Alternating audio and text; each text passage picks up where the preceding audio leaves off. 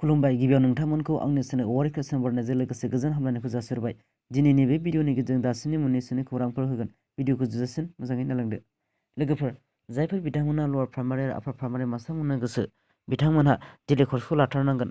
बिनिफ्राय दायो D.El.Edनि थाखाय गोदान नटिस फोसावबाय। बेखौ आं WhatsAppनि गेजेरजों दिन्थिलांबाय थागोन। नोंथांमोनहा भिडिअखौ स्किप खालामालासे फारि फारि नायलांबाय था।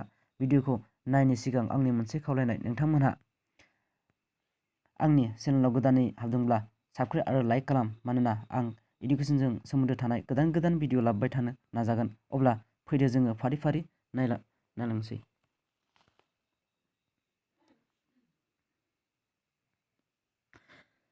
Your important is the opening of online submission of application 22 March 2022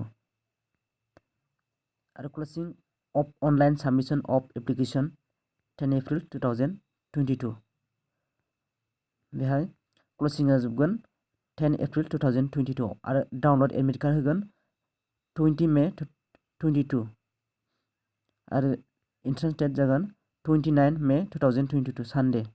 declaration of result with score and rank 24 June 2022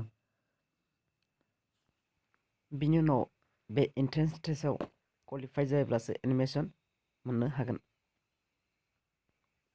नोंथांमोना दासिमबो अनलाइन खालामाखैब्ला थाबैनो अनलाइन खालामना ला आरो उनाव माबोरै अनलाइन खालामो आं बेखौ फारि फारि दिन्थिलांनो नाजागोन नेक्स्ट टाइमाव। आं दा